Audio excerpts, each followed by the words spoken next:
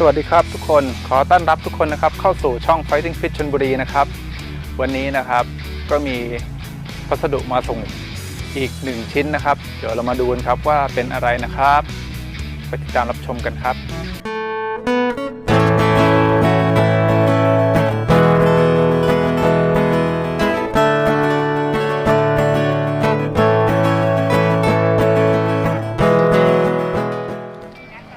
นี่นะครับอันนี้ก็จะเป็นพัสดุที่ส่งมานะครับโอ้ลังใหญ่มากครับผม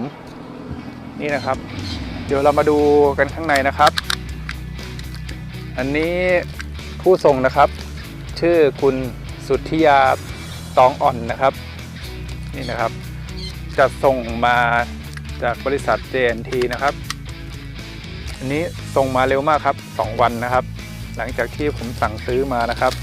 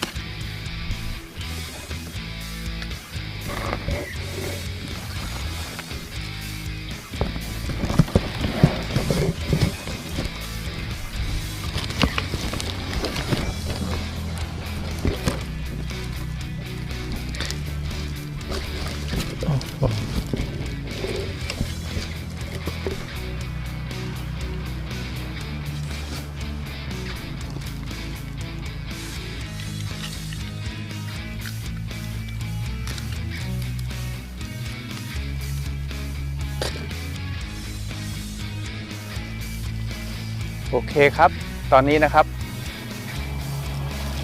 สินค้าก็ออกมาแล้วนะครับนี่โอ้กิ่งฉีกขาดนะครับเพราะเขาไม่ได้ระบุไว้นะครับว่าให้เอาด้านไหนขึ้น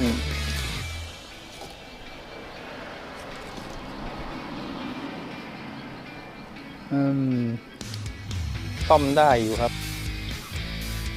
อันนี้เดี๋ยวเอาเชือกมัดซ่อมเอานะครับเดี๋ยวกิ่งให้กิ่งเขาอยู่ลักษณะนี้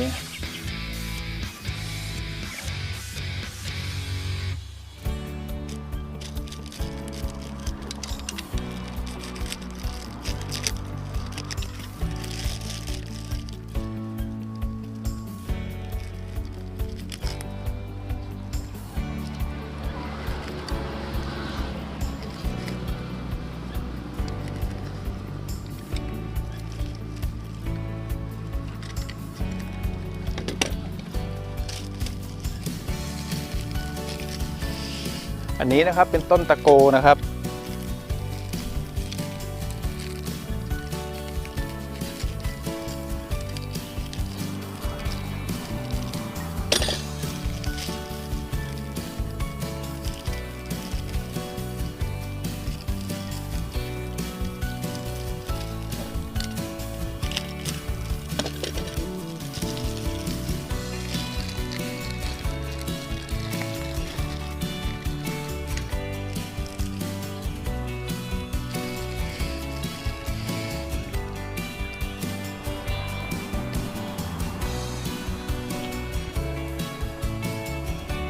เดี๋ยวผมไปหาภาชนะมาใส่ก่อนครับ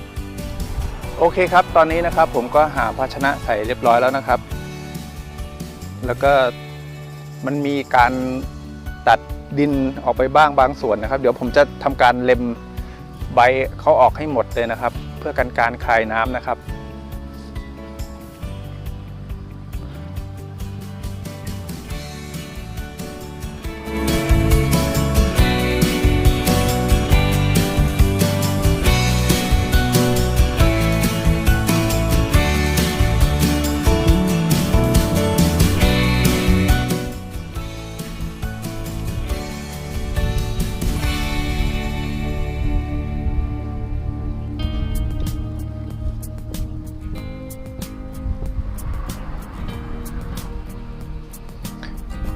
เดี๋ยวผมจะใช้อันนี้นะครับ น้ำผสมน้ำยา B1 นะครับ น้ำยาเร่งรากนะครับ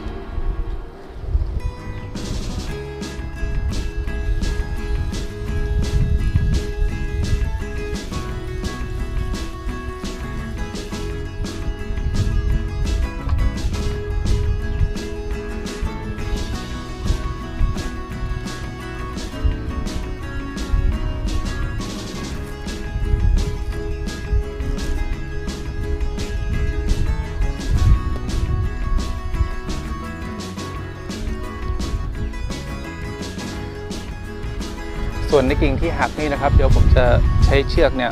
พันมัดเขาไว้เลยนะครับ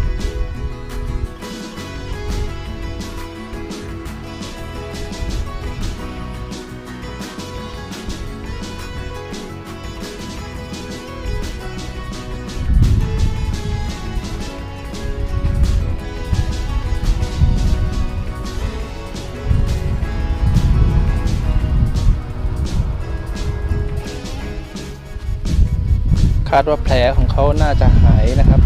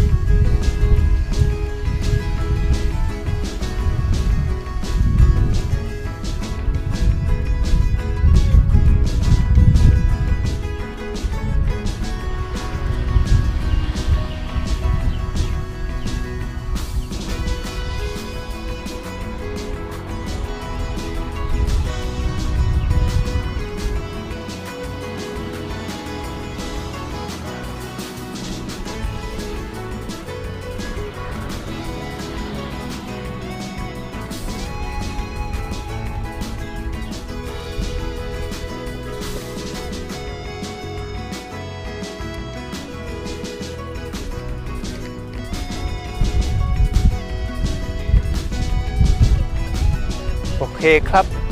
เสร็จแล้วนะครับสำหรับต้นตะโกนะครับเดี๋ยวมาคอยติดตามกันนะครับว่าจะรอดหรือเปล่านะครับต้นตะโกต้นนี้นะครับค่อนข้างบอบช้ำเลยทีเดียวนะครับโอเคครับคลิปนี้นะครับก็จบเป็นที่เรียบร้อยแล้วนะครับก็ได้ต้นไม้มา1ต้นนะครับเป็นต้นตะโกนะครับเดี๋ยวเรามาดูกันครับว่าต้นนี้จะรอดหรือเปล่านะครับเพราะว่าต้นนี้บอบช้ำมากนะครับกิ่งก็หักนะครับแล้วก็มันตุ้มที่มาเนี่ยมันค่อนข้างเปียกนะครับมันไม่แห้งนะครับแล้วก็มีดินภายในตุ้มเนี่ยมันแตกนะครับยังไงก็หวังว่าให้เขารอดนะครับโอเคครับคลิปนี้นะครับก็ขอลาไปก่อนนะครับถ้าเกิดใคร ชอบนะครับก็อย่าลืมนะครับช่วยกดไลค์ช่วยกดติดตามนะครับช่อง Fighting Fit ชลบุรีด้วยนะครับส่วนคลิปนี้นะครับผมก็ขอลาไปก่อนนะครับขอบคุณครับผม